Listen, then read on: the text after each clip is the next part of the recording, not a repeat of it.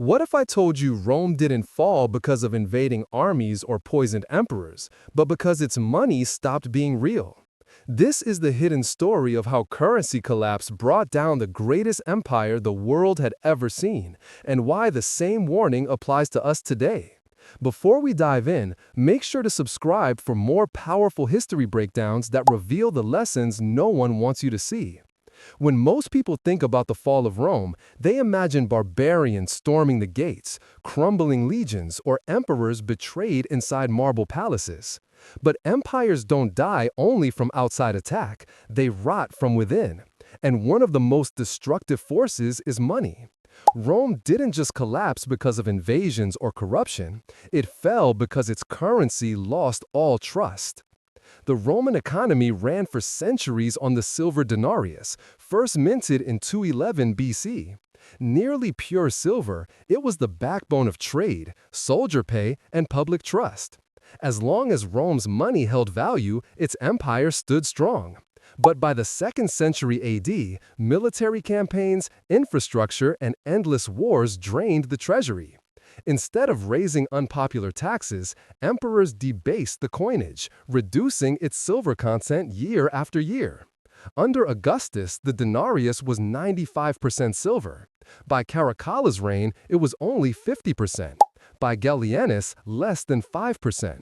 The once solid coin was now bronze covered in a thin silver wash. The people knew it, and confidence evaporated. Prices exploded. A loaf of bread that once cost 1 denarius now cost dozens. Soldiers demanded higher pay, merchants refused coins, and trade reverted to barter. The empire was spiraling into a monetary death trap. This cycle reached its breaking point during the crisis of the 3rd century. 50 years of invasions, plagues, civil wars, and financial collapse. Rome tried desperate measures, tax hikes, forced labor, even Diocletian's infamous edict on maximum prices, which punished violators with death. But no law could fix broken money. By the time Constantine introduced the gold solidus, the Western Empire was already doomed. Here's the lesson. Rome's destruction was written in its money. When a state destroys its currency, it destroys itself. And history proves it wasn't just Rome. Weimar Germany in 1923, Zimbabwe in the 2000s, and countless economies have repeated the same mistake, thinking they could cheat reality by printing or debasing money. Every time, ordinary people paid the price. Even today, echoes of Rome are everywhere. In 1971, the US dollar was severed from the gold standard, becoming pure fiat currency. Since then, inflation and debt have quietly eroded purchasing power. A dollar from 1971 buys what now costs more than 6. The coins and bills look the same, but the value has been hollowed out. Governments disguise this erosion as growth, but history tells us the truth. When money is corrupted, collapse is only a matter of time. Rome teaches us 3 lessons.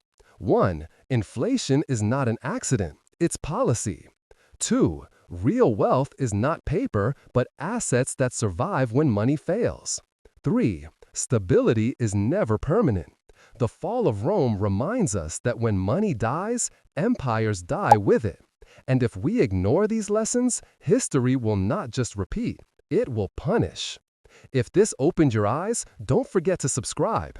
History still has answers, and together we'll uncover them.